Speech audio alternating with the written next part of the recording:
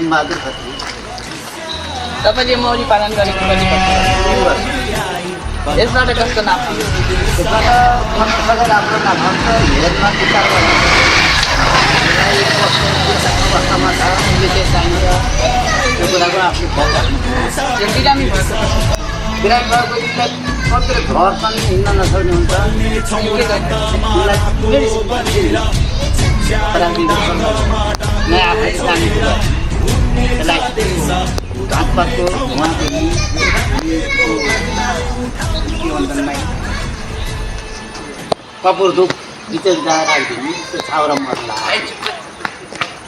यिनीहरूले 1 महिनामा कति दिन्छ? महिना होइन, यिनीलाई सिजन हुन्छ।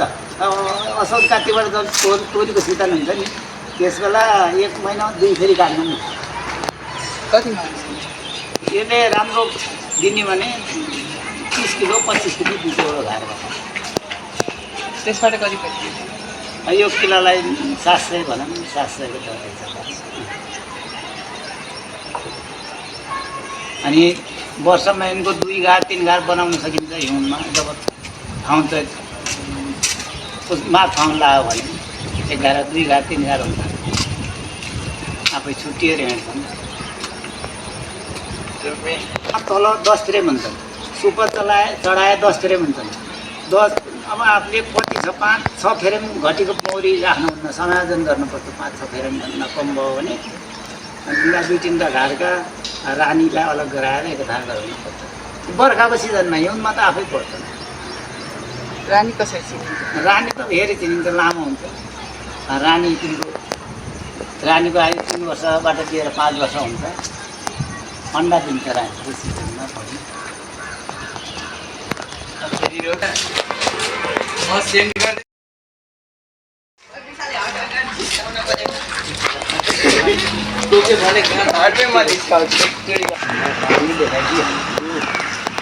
डराउनु पऱ्यो भने रानी हेर्नुलाई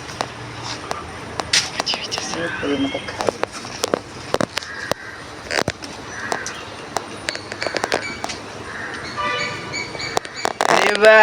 यस्तो रस कहिलेदेखि पार्न सुरु गर्छन् त? रस त जहिले नि गर्छ नि। यसलाई सिजन अनुसार राम्ररी घुमाउनु पर्छ क्या। यसलाई चरण हुनु पर्छ क्या। यसलाई फल सोध्दै हाल्दा अब तैँले सोध के छ?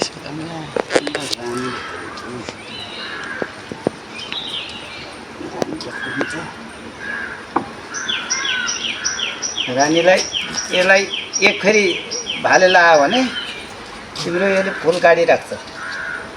फेरि लाउनु पर्दैन। 5 वर्षसम्म आएर पनि यस्तै लहरी कोसी नै हुन्थ्यो बच्चाका ब्रुड कोस।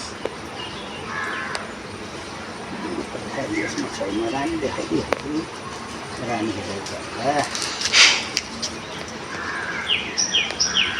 कालो चाहिँ यो कालो चाहिँ भाले हो है। त्यही यसमा काला धेरै छैन।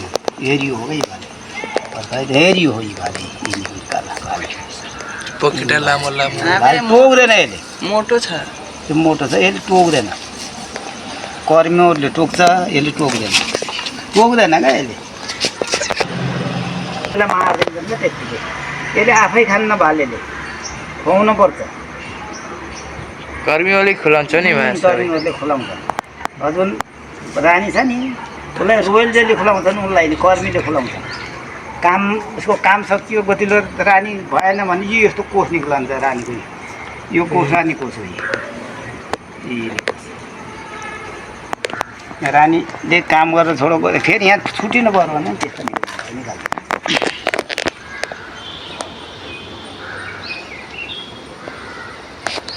छाउरा त बहुत हालेको छ यसमा। रानी काटेकै होइन क्या म, त्यो गर्छ। कर्मी मौरी कति पाउँछ? कर्मी 2 महिना 2 महिना गइहाल्छ। अनि त कर्मी मौरी मरेको कहाँ फेक्छ? टाढै लाग्छ नि त। सबै घार एकदम सफा हुन्छ। चैल छिलेको काम गर्ने कर्मीले हो पऱ्यो। यिनीहरूको समयअनुसारको काम हुन्छ।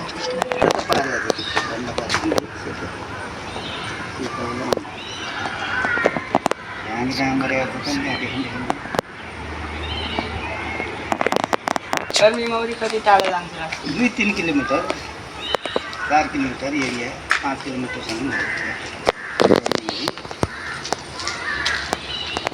बाजे यो कुन ठाउँमा पर्छ? ए अमुवा 7 बजार हो क्या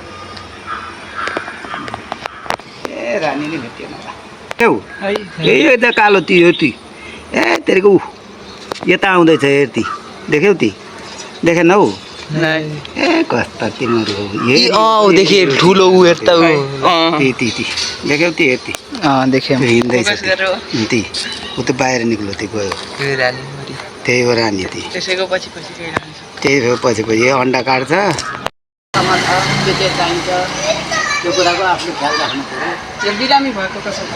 बिरामी भएको यिनलाई कतिले झर्छन् हिँड्न नसक्ने हुन्छ अनि के गर्ने?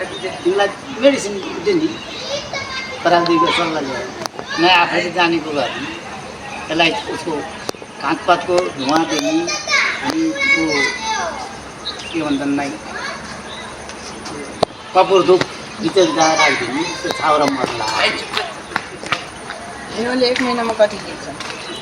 महिना होइन यिनलाई सिजन हुन्छ असाउन कातिबाट जब तोरीको सिजन हुन्छ नि त्यस बेला 1 महिना 2 फेरि काट्नु नि कति माग्छ?